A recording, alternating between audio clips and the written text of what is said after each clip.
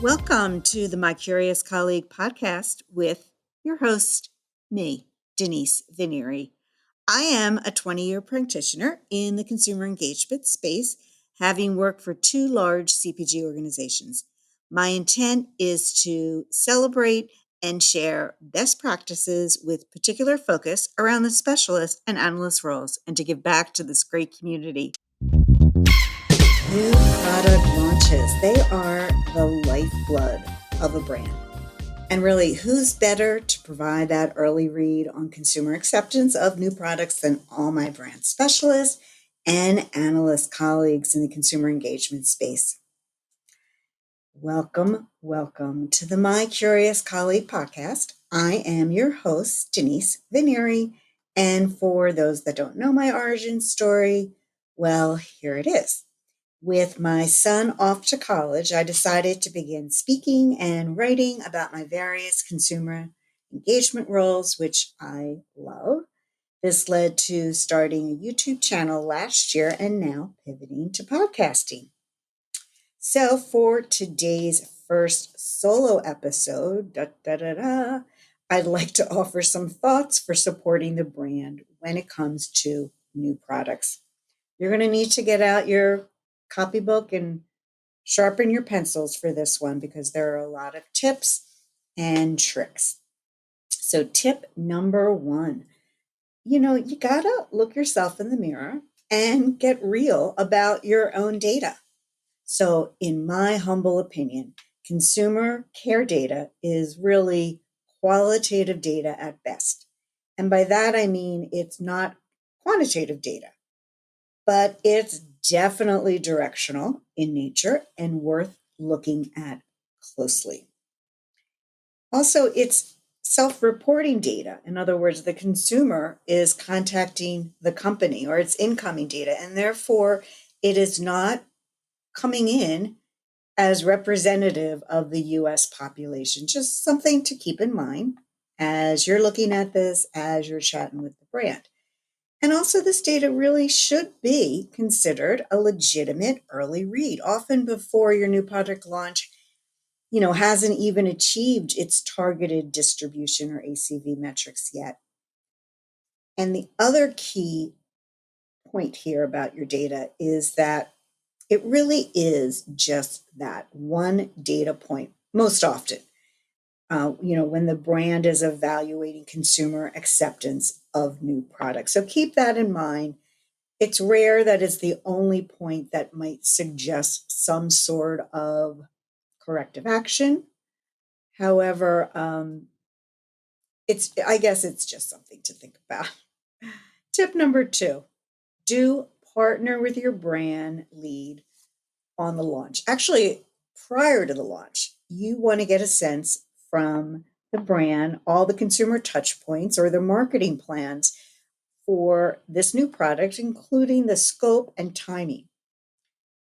More on gaining a line of sight to marketing plans in a future episode. Also, you might want to ask the brand what pre-launch market research was conducted. So why is this important in my humble opinion?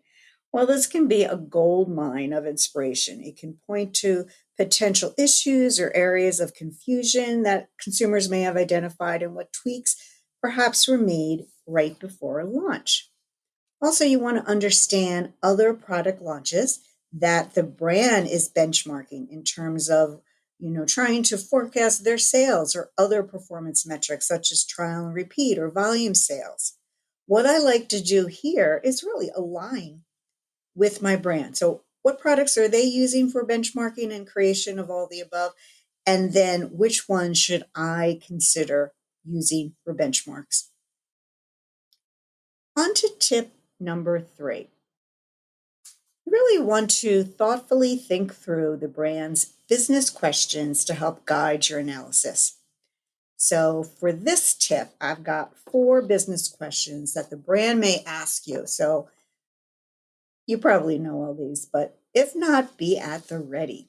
So business question number 1 is, how are the new product UPCs performing versus the aligned benchmarks that I talked about in the prior tip? So, really, at some point, you're going to have to line up the metrics for both of these launches, the new product launch and the one that you're benchmarking, really agnostic of months and dates, but instead line them up in comparison as month one, month two, month three, etc. Business question number two they might ask is, well, which UPCs are the winners across my launch? So, really, what you're looking at is you're looking at a product launch versus itself across the UPCs, looking for winners. So, which UPCs appear to have the greatest consumer acceptance? Business question number three, how is that launch acceptance doing versus an internal created metric of your consumer care data? So, this could be a straight up internal average that you've created, maybe by type of product or packaging format or division. Or perhaps you're able to employ statistical analysis and employ some high and low levels that can be established when you're reviewing the data. Business question, that is number four. And this is my last business question. How is the launch performance versus an industry benchmark? So perhaps you're lucky enough to be part of an industry group that sponsors a study to develop these types of benchmarks. If so, go for it. All right. Now I'm back to the tips. I've got two more tips for you. Tip number four, always be thinking about how you can add value to the analysis. So, what else can your data provide about this new product's launch? So, one of the things I like to look at is which channel of contact is coming in. By channels, I mean, are the consumers contacting you via the good old phone channels or more sexier digital channels such as social media or text messages, for example? Brands often go into new product launches with assumptions based on either data that they have or development of their positioning. And it's often interesting to compare and contrast those assumptions with the channels your consumers are actually using to contact the company via the consumer care team. And it really puts the feedback in much better context for them. Another way to add value is to share perhaps demographics, such as age range of the consumer, or perhaps their level of perceived confidence in the kitchen. Say, if you're launching a food product that requires some level of preparation. There's also the very key types of comments. So the first thing would be looking at sort of, top buckets of comments. So all the preparation questions, all the taste questions. But from there, then you want to really funnel down and look at what are those detailed top comments at that very lowest level of the hierarchy.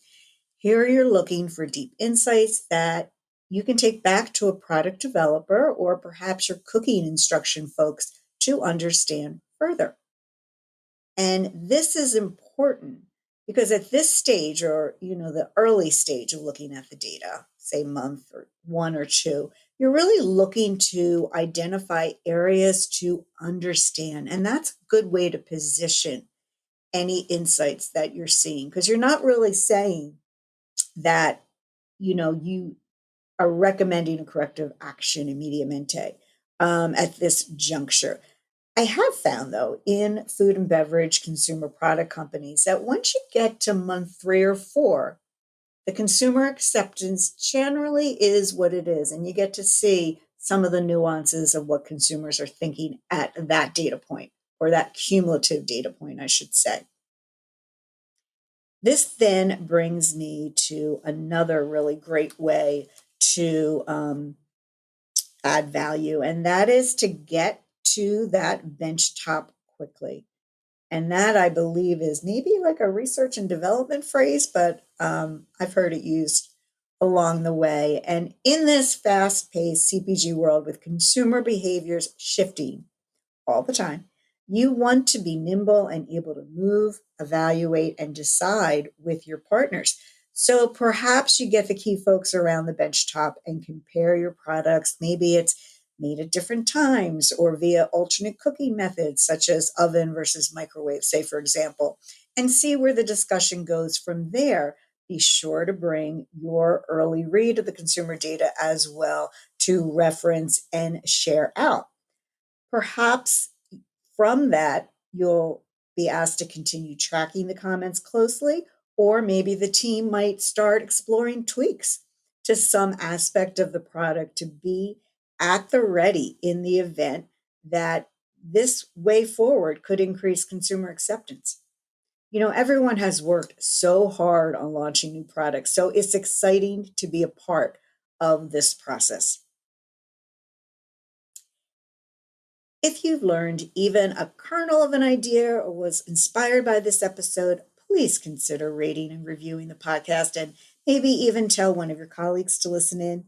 And also be sure to share out the hashtag CPGCX because CPGCX really and truly rocks. Thanks for your time. Ciao. You have been listening to the My Curious Colleague podcast with Denise Venieri. Thank you for your time.